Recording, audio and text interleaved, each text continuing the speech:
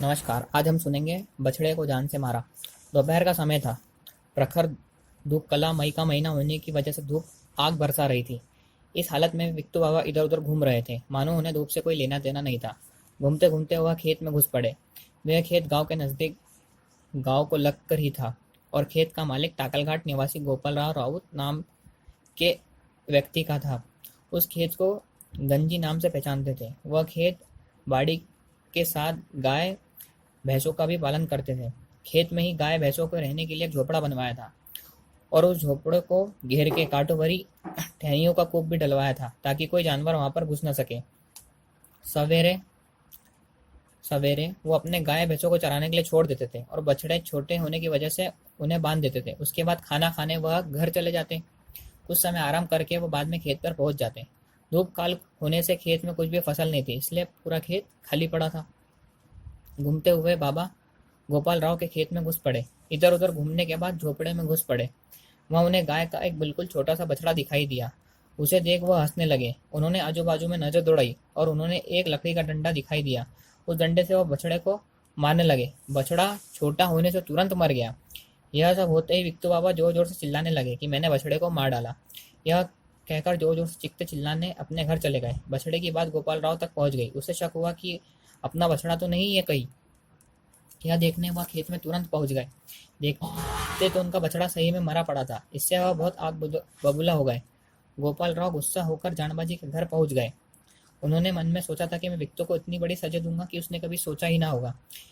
ये बातें रास्ते में सोचकर वे जानबा के घर चले गए। वहां पहुंचकर वह जानबाजी को कहने लगी कि तेरा बेटा कहाँ है, मेरे सामने खड़ा कर उसे। सारी जानकारी जानने के बाद जानबाजी गोपाल राव से कहने लगे, मेरे बेटे ने जो गुनाह किया है उसका पूरा खर्च मैं देने को तैयार हूँ, लेकिन मेरे बेटे के हाथों जो हुआ उसे माफ कर दो। तुम्हारे एक बछड़े के बदले में तुम्हें कई बछड़े मिलेंगे। तुम्हारी धन दौलत और बढ़ जाएगी। मेरे बेटे के हाथों इतना ही बड़ा गुनाह हुआ हो, लेकिन किसी का आज तक कुछ नहीं बुरा हुआ। इतना सब उसके सामने गिड़गिड़ाने के बाद भी गोपाल राव तैयार नहीं हो सके। विक्टू बाबा सामने लाने की बेहद जिद करने लगे। अब की बार जानबाजी को भी बड़ा गुस्सा आया। उन्होंने गोपाल राव के सामने विक्टू को खड़ा कर दिया और कहा कि तुम्हें इसका जो भी करना है करो। यह कहकर विक्टू को सामने खड़ा कर दिया। गोपाल राव का हाथ विक्टू को मारने के लिए उठा, लेकिन ऊपर ही ऊपर रह गया। गोपाल राव की आंखें बाबा की आंखों के सामने सामना करते ही सम्मोहित हो गई। गोपाल राव सर झुकाकर वहां से चुपचाप निकल पड़े। झगड़ा देखने के लिए बहुत सारे लोग वहां पर उपस्थित हुए थे। अब अच्छा खासा तमाशा होगा, इस तरह की सोच लेकर वह सब लोग आए हुए थे। उसमें से कुछ बाबा के जलने वाले भी थे, जो बाबा को अपमानित होकर देखना चाहते थे, लेकिन उन्हें ऐसा कुछ भी देखने को नहीं मिला। इससे वहां से सब लोग खिसक गए। बिट्टू बाबा की आंखों में से ऐसा कौन सा जादू था कि गोपाल राव को सर झुकाकर जाना पड़ा। वो कैसे सम्मोहित होकर रह गए? इसका कारण बाबा के अंदर ईश्वरी शक्ति का निवास होना था। उनके हाथों से अभी तक किसी के जान को खरोच नहीं आई, लेकिन बाबा के हाथों से वह नन्हा बछड़ा मारा गया। इसका कोई ना कोई कारण जरूर होगा। वो तो सिर्फ बाबा ही जानते होंगे।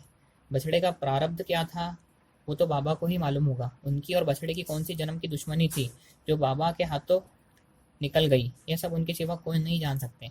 बाबा के ऊपर हाथ उठाने का अधिकार किसी को भी नहीं था। जानबाजी और कड़वा माता उनके माता पिता होने की वजह से वो सिर्फ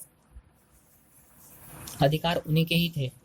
एक दिन मास्टर ने विक्टू बाबा को मारा तो उसकी सजा उन्हें तुरंत मिल गई, जैसा कि आपको पिछली कड़ी में सुनने को मिला था। यही इसी सच्चाई की वास्तविकता थी, इसलिए गोपाल राव सर झुकाकर चले गए। इसमें कोई संदेह नहीं है।